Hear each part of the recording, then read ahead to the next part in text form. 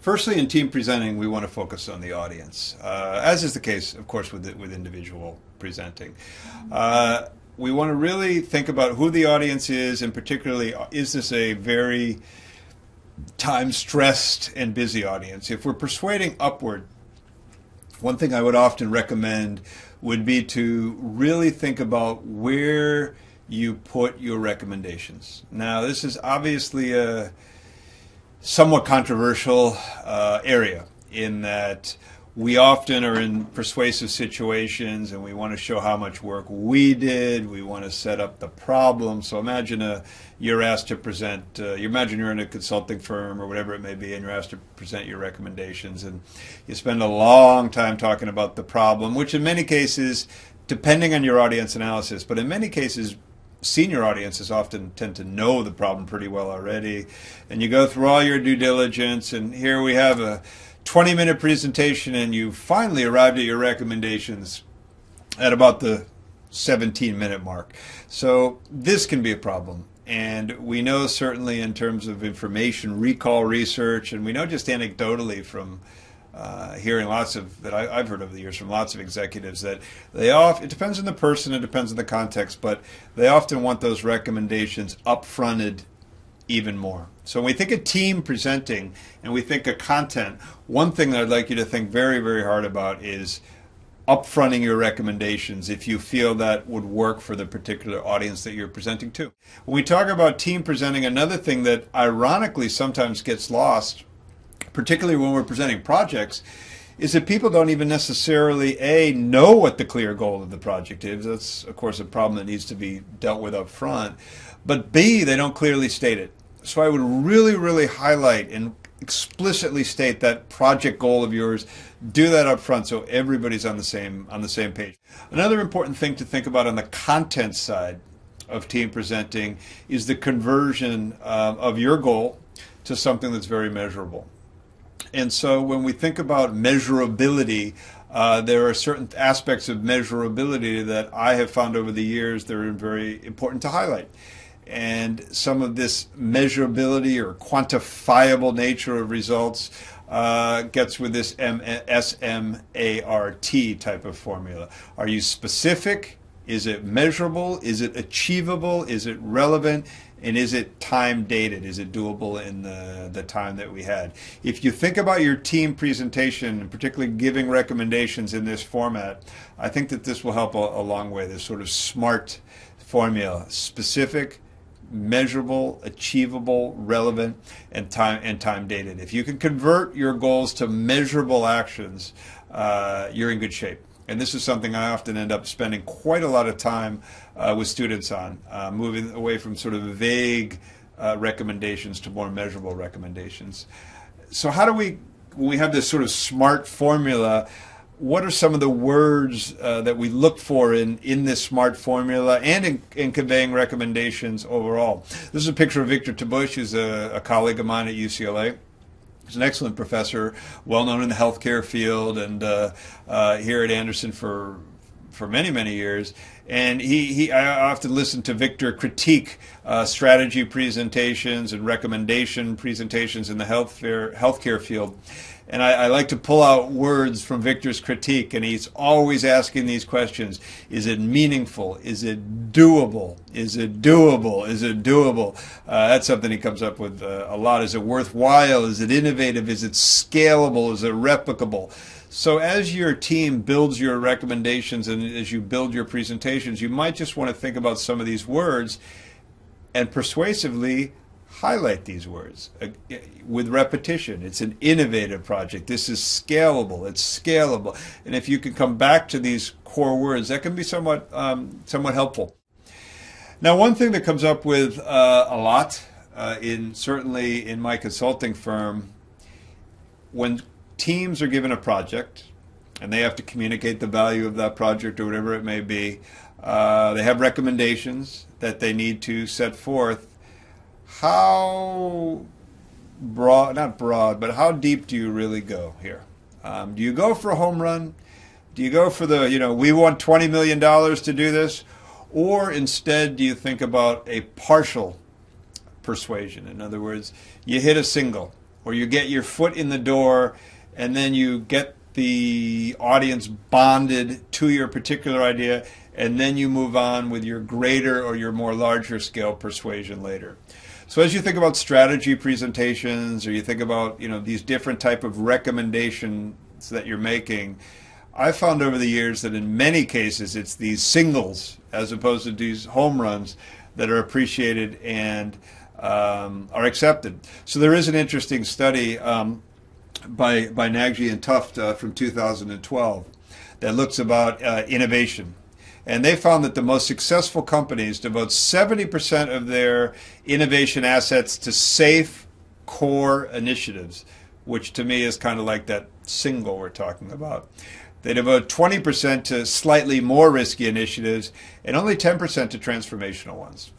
So I'm not arguing don't shoot for the home run or don't try to hit that home run and take the big swing and potentially miss the ball 3 times and strike out. But I'm saying think hard about it. I really would urge you to think hard about it, because sometimes that single or sometimes that safe initiative that's very tightly within the realm of the company and what the company's doing already is the way to go. Certainly there are different sorts of innovations, and we think about how we structure team presentations that you can think about. Do we want to go for incremental changes? Which basically, let's imagine that we have a product such as a capsule detergent, right? We have an existing product and we just want to improve on it. So we went from regular detergent to capsule detergent. We would call that an incremental change. So maybe, again, we're not sort of in that home run sort of domain. We're thinking about a more modest change, but that's within the product frame or within the reference of a particular company. We also might want to think about adjacent innovations. So a company has an existing capability, but that existing capability you can put to new uses. So for example, we have a mop, but then we have the Swiffer, which is this existing capability, but then can move into a new sort of use, and again a pretty successful product. And then lastly, of course, we have those transformative, disruptive iTunes, iPhone type of innovations, which are big. These are inventing things for markets that don't even exist. So when you think about your recommendations, it's kind of useful to think about these different sort of categories and where you may or where you may not fit in these sort of schemas. Now, in terms of the communication of the actual message, we've talked about measurability, we've talked about certain words, doability, scalability that we might use. We've talked about different types of innovations, and do we go for partial persuasion, or do you go for full-on persuasion, the sort of swing with a home run? Another thing that we think about when we're communicating that message is there a theme? Let's imagine you have 3 recommendations, recommendation A, recommendation B, and recommendation C, or 1, 2, and 3. Is there a theme that sort of cuts across those 3 recommendations, or are they sort of random and haphazard? I would argue if there's a theme that people could see throughout an entire presentation that you come back to again and again and again and again, that could help your persuasion and it could help your communication quite often. So as a team, think about what cuts across recommendations.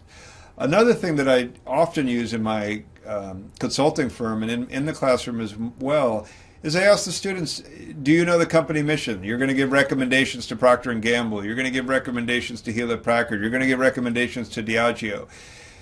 Have you looked at that company mission? Have you looked on the company's website to think about the company's values and the company's missions? And does your persuasion fit? I remember back when I was at USC, and one of I don't remember which GE it was, but many of the upper echelon of GE came to USC Marshall for a bunch of student strategy presentations. And one of the teams had actually looked at the company mission and aligned their recommendations quite nicely with that company mission. And to say that was it was a good they did good analysis. Their analysis was excellent. But to say that presentation was well received would be an understatement. It's almost hard as someone in the C-suite to argue against your company mission. And I think it's something to at least think about as you make your company recommendation. One thing that's critical in team presenting is what we call a repeatable message.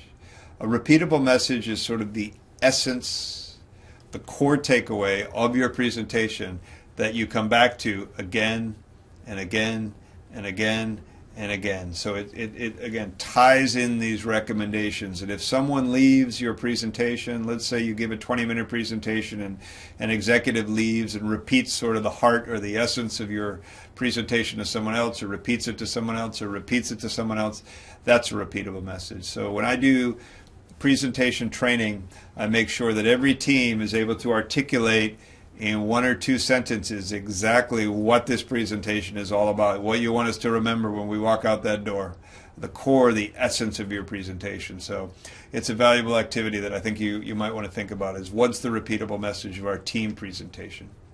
So when we have a team presentation, we do want to organize our message strategically. We want to organize it in a way that works, and there are many ways to do that. Certainly the classic way of doing it is having a core introduction with probably a bit of an attention getter and a grab, a clear purpose, as I said earlier. What's that goal? Make it explicit what your team's purpose is, and then have your agenda or your preview. Let us know where you're going. Don't keep us guessing. In the body of the presentation, we're typically going to be in the 2 or 3 what we would call main point category. We need to group all of our evidence into 2 or 3 or 4 main points so they make it more easily remembered.